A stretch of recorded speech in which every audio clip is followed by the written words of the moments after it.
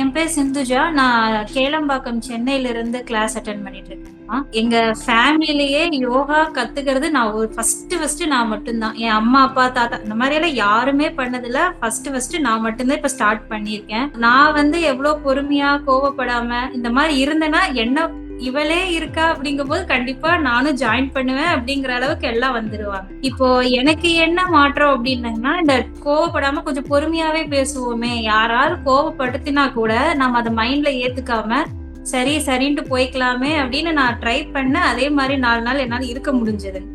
எதுக்கு எடுத்தாலும் என் ஹஸ்பண்ட் கிட்டதான் வந்து யார் மேல கோவம் இருந்தாலும் இவர்கிட்ட நான் பேசுறது குறைச்சிருவேன். அப்படிங்கும்போது தெரிஞ்சுக்காரு இவர் எங்கேயோ சண்டை ஓடிட்டு எங்கிட்ட இது பண்றா அப்படிங்கறத யோசிச்சுக்குவாரு.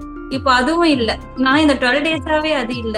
அதாவது என்கிட்ட கொஞ்சம் கொஞ்சம் எனக்கே தெரியுது சேஞ்சஸ் இருக்கு அவ்வாடா அப்படிங்கிற மாதிரி இருக்குங்கம்மா. ஆனா நான் இதை ஃபாலோ பண்ணணும், டெய்லி எக்ஸசைஸ் பண்ணணும், அந்த மாதிரி பண்ணிட்டு இருக்கேன். இனிமேல் கண்டினியூ பண்ணணும், எந்த ஒரு இதுவும் இல்லாம பண்ணணும் அப்படிங்கிற மாதிரி இருக்குமா.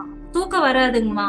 என்னடா இவ்வளவு கோவமாக எனக்கு ஹேர் ஃபால் ஆகுறதுலயே எனக்கு ரொம்ப ஐயோ இவ்வளவு முடி கொட்டுதேங்கிற ஒரு படப்படுப்பு அந்த மாதிரி இருக்கு. இப்பெல்லாம் அது போகுதா போனா போயிட்டு போகுது அப்படிங்கிற லெவலுக்கு நான் வந்துட்டேன். ஆனா இப்ப கோவப்படாதனால ஹேர் ஃபால் குறைஞ்சிச்சு. ஏன்னா டாக்டர் சொல்லுவாங்க நீங்க என்ன ஆனாலும் ஃபர்ஸ்ட் உங்களுக்கு ஹேர்ல தான் வந்து காட்டும் அப்படின்னு சொன்னாங்க. எனக்கு டெய்லி சீவுனா ஒரு அட்லீஸ்ட் ஒரு ரவுண்ட் ஷேப்ல வரும்.